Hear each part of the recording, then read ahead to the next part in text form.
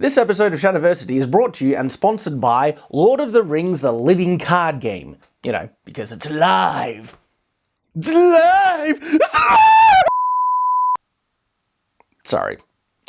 But seriously, I want to thank Asmodee Digital for sponsoring this episode because it is a massive support to the channel. And if you guys didn't know, I have been a huge fan of tactical collector card games for ages. Lord of the Rings, the living card game, is a digital game available through Steam, link in the description below, and it's currently in early access, so depending on when you watch this video, the full release might already be out. But even if it's not, there is a bucket load of content already available, and the developers are continually releasing more as they approach the full release. So do go check it out. It is fully playable and you're going to have a lot of fun. At the moment, you can play this game through a really interesting narrative story which takes you through the Lord of the Rings world with both, characters you're familiar with and new ones. This story campaign is based in between Bilbo's 11th birthday, which is his 111th birthday. I get those...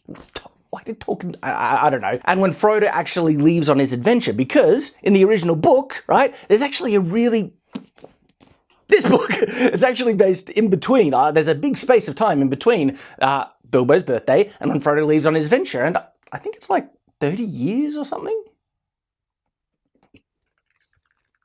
Which was like 17 years, which I totally knew and didn't have to look up because I'm such a big Lord of the Rings fan.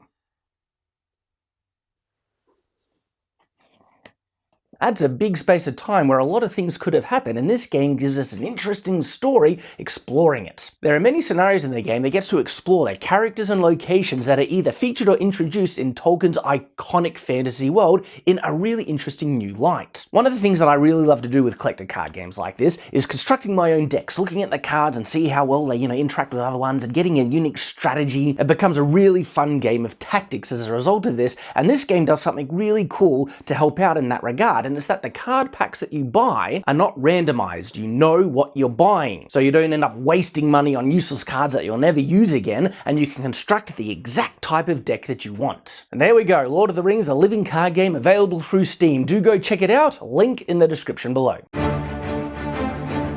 Shadowversity.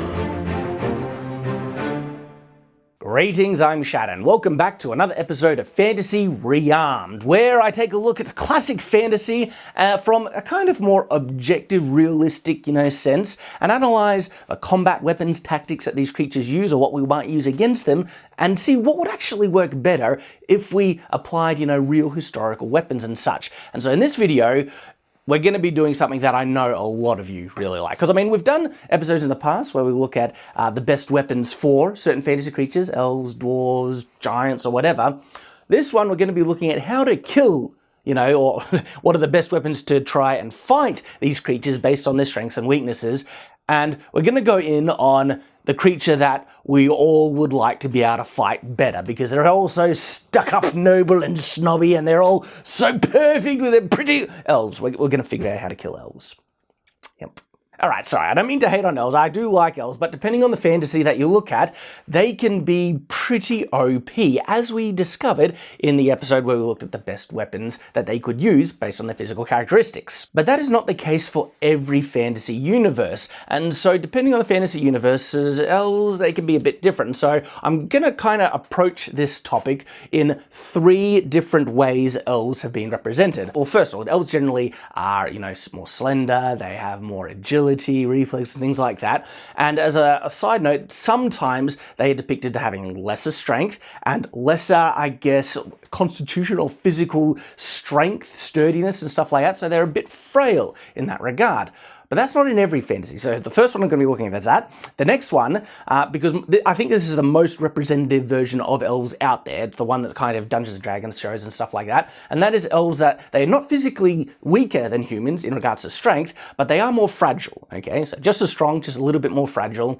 And then you have like the OP elves, okay? And these are the elves that we do see in kind of Lord of the Rings, where they're just as strong as humans, and they are nowhere near, they're no more weaker than humans. They're probably even are probably a little bit stronger. They live forever, and they have better sight, reflexes, agility, and things like that. They're very graceful kind of creatures, and so we're even going to look at the best way to fight these OP over the power top things. Elves like that as well. So let's get started. All right, if elves are both physically weaker than humans and more fragile, but have better eyesight and are more dexterous or agile than humans, what would be the best ways to fight them? This is kind of interesting because trying to understand how strength affects combat is a bit of a complex subject because it's nuanced, all right? In regards to hand-to-hand combat, especially grappling, strength plays a massive role. But when you bring in weapons into the mix, the thing is, you don't need a lot of strength behind either a sword or dagger or anything like that to produce lethal levels of force. And one of the baselines that we can actually get an understanding of this is in physical competition between men and women, because there is a fairly defined strength difference on the average levels. And when you give them weapons, okay, women are actually able to fight men at a fairly competitive level. We can see this in modern day HEMA, in longsword competitions. Now, there are certain weapons that are better suited to different physical characteristics, and I talk about this a lot in my Best Medieval Weapons for Women video, okay? So if you want to see a more in-depth analysis of that, check out that video. And it's interesting, right? One of the earliest medieval treatises, okay, that explain medieval combat, because in HEMA, Historical European Martial Arts, we try and learn how medieval people fought based on historical sources. And one of the earliest ones that explains sword and buckler, which is called I-33, one of the combatants in this medieval treatise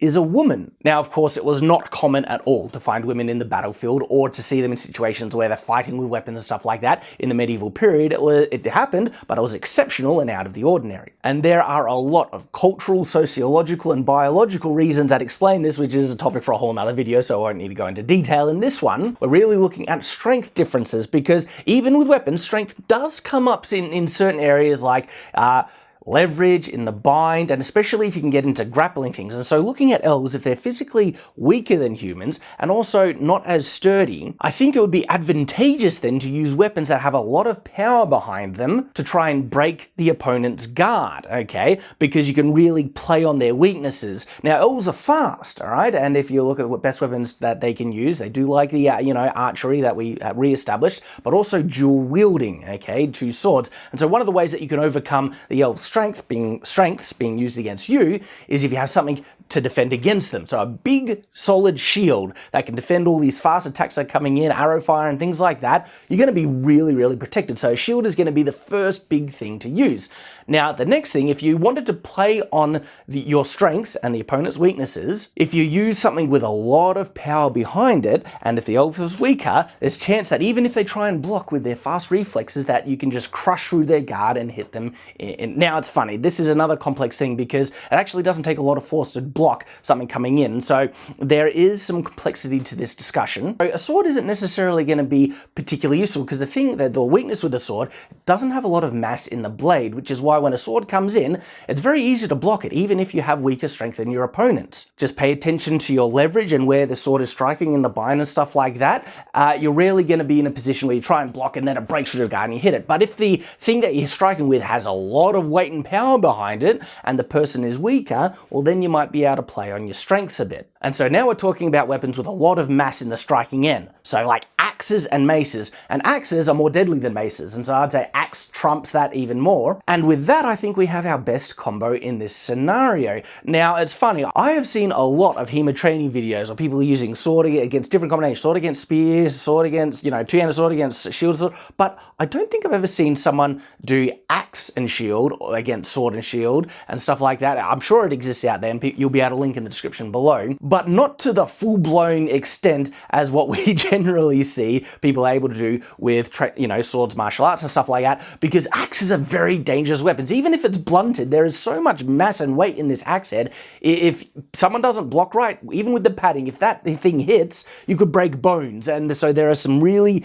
serious safety issues that has limited people's exploration on this topic, because it would be interesting to see, if someone was able to try and block an axe strike with a sword, and someone hits as hard as they can to see if you can break someone's guard with a really hard axe strike. I think it would be difficult, and depending on where you strike the opponent's sword and stuff like that. But on the other side, I also think it would be possible in certain scenarios, especially if your opponent is weaker. And so with this, in this case, shield and axe against an elf, I think would be a really good combo if the elf is physically weaker and also not as sturdy as a regular person. Oh, and another thing in regards to fighting elves who are just physically weaker than humans and they have less constitution as well, one of the most primary ways in which a stronger opponent is able to just dominate someone who's physically weaker is cancelling out the advantage they have in weapons and getting in and grappling them, okay? As soon as you start to wrestle and stuff like that, and this is where strength plays a massive role. And not only that, just unarmed combat, okay? So if you can disarm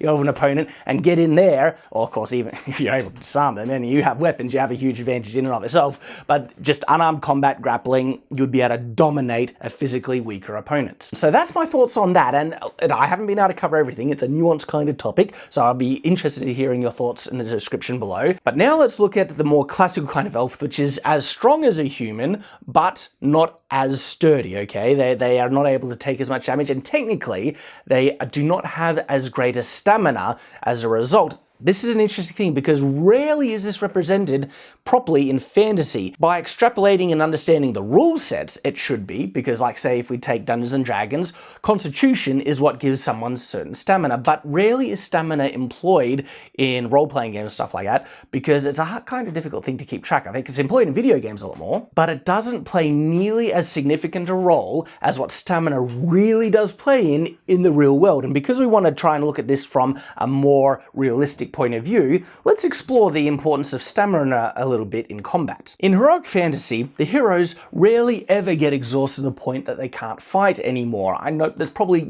outlier examples that you'll be able to bring up, but in most cases, they're able to fight infinitely with no real detrimental effects on their fighting ability. This is very unrealistic in regards to real life. If you've ever done martial arts, sparring, things like that, your stamina plays a major role in how effectively you can fight. And you can actually apply this to everything. If you've done this yourself, fought someone who's just totally out of gas, you can see it kind of in boxing matches. Generally, both people are out of gas at the point. But if someone is just able to outlast their opponent loses the capacity to fight effectively.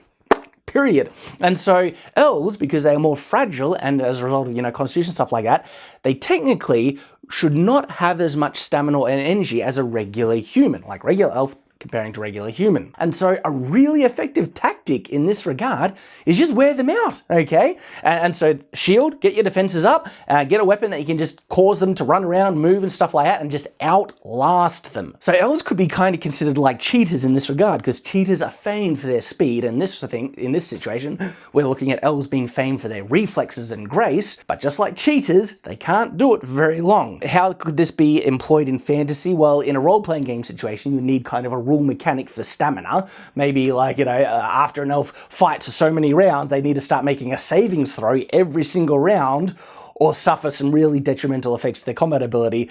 That would kind of suck, especially if you're an elf, maybe if you have a certain constitution level, I don't know. And so heroic elves have overcome the natural constitution level that regular elves do because the heroes have been able to condition themselves or whatever. But anyway, okay, so there we go. That's if elves are same physical strength, but weaker in stamina or, their ability to, take damage and stuff. Okay, now we come to the most tricky part of this analysis, and this is the OP elves, okay? You could almost call it the OG elves, because these are the elves that are kind of represented in Lord of the Rings, where they seem to be faster than humans, more agile, more graceful, at least as strong, if not stronger, and then they also live forever, okay? How can you fight an opponent like this who is basically human plus, superior to humans in every way? You can't really play on their weaknesses, or can you? Let's kind of look at this. There is a tactic that humans have used really for as long as humans have been around, right? When we need to fight against an opponent who is simply superior to us in whatever way, strength, speed, size, okay? And that is we play dirty, okay? Whatever ways they go, traps, okay? But the most common way, and the way that I was referring to when we use for so long, we gang up. Strength in numbers, baby. If we're trying to hunt something that's really big or anything like that, and if we're trying to fight something that is just stronger than us, okay, this is where having a buddy plays a big role. This, of course, doesn't really work well in a one-on-one scenario, and so if you're going one-on-one with an elf, all right, and basically, if you want to beat them, you need to get some type of advantage, whether that's in skill, but elves live really long, and so they get to train for much longer, and so therefore you would expect their skills to be actually better than humans on average. So that's not going to work. Okay, if you can get an advantage in a disparity of arms, if you can have a weapon, they don't have a weapon, if you can have a weapon with reach and outreach them and stuff like that, if you can draw them into a situation in which they are limited, like if you can draw them into a trap or things like that. But the simple fact is, if elves are superior to humans in all these ways, going one-on-one in a fair fight is a recipe for suicide, okay? You'd have to be like a hero or something like that, and perhaps that could be an interesting thing in fantasy, that killing an elf in one-on-one combat is considered pretty impressive. And it's funny, there are other monsters, elves aren't monsters, but there are other creatures in fantasy in which heroes fighting one-on-one should give them a lot of credit, like, you killed an ogre by yourself, oh my goodness, or perhaps elves go, you killed an elf by yourself, here's a point, you know, because they're buying him a drink as a reward for killing an elf. I'm sure the elf isn't happy about it, but they're so snobby they deserve it. Interestingly enough, a very common way to take out an opponent that's too dangerous and which you know you're probably going to be killed if you get in close one-on-one fight is at a distance. Ranged weapons, all right? And it's funny, why it's interesting is because that's kind of the favored weapon of the elves, bow and arrow and stuff like that. But seriously, if you needed to take out an elf, sneak up at them, which is going to be doubly difficult because they have better eyesight and senses and stuff like that. But if you're able to just shoot them from a distance when they're not ready or aware, well, you'd be able to take them out. Yet on the larger scale, when we take it outside of one-on-one combat, we can then use that tactic I was talking about before, ganging up on them. And this is where we actually, even with the OP elves, we will find something that I actually feel is a significant weakness. And it's the fact that elves live so long, and we can extrapolate from that how often they reproduce. How quickly does their population grow? Okay, like even if you have an elven, army against a human army, we could rightly expect the human army to be much bigger because we reproduce far more often than elves, all right? So the elves' major weakness in this situation are in numbers. Now, of course, there's been many situations in the past in which a smaller force has been able to defeat a larger force, but there's been far more situations in history where the larger force just wipes out the smaller force, okay, like that? So unless certain circumstances are in the elves' favor for tactics, positioning, or whatever, humans would be able to compete fairly competitively with elves just by fact of numbers. If we throw enough people on their swords, we'll eventually get to overwhelm them. A lot of us will die in the process, but we get to win and we get to beat elves. Now, I wonder if there'd be like a sociological, cultural kind of practice that arises in the elves in which they could be very reluctant to risking their own lives because they know they don't want to, their numbers are at risk, okay? They don't have heaps of children, very often it takes so long for them to grow up into maturity. Well, that depends. Sometimes it takes as quick as human to grow into maturity, but still it generally seems to be that elves need to grow to like 100 years or something like that to be considered mature or fully grown. So there we go. They could be really reluctant to risk their lives, which means elves could be known for not fighting aggressively. So this is outside of the realm of kind of physical weaknesses and characteristics, but it could be as just legitimately a cultural kind of thing that it could be so ingrained that it's now a natural instinct in elves to not fight aggressively or in a way in which is overly risky in that sense. They are very reserved, but of course when you corner an animal they will go lash out, so there would be limits to this consideration. But there we go, there is some interesting things to consider, and the primary weakness, and so the best tactical weapon to fight, even the most better glorious elves, whatever, that are so powerful, outnumber them, outbreed them. There we go. Best weapon to fight against elves, outbreeding them. I don't think humans are going to object too much to that. Still, there we go. That is it for this episode of Fantasy Rearmed. Thank you for watching, guys. I do hope you've enjoyed, and of course, I hope to see you again. If you like this kind of video, there are a lot of other videos on this channel where I explore fantasy and from a historical, realistic kind of perspective. And if you don't want to miss any future videos I make, remember to subscribe and click that bell notification. So I hope to see you next time, and until then, farewell.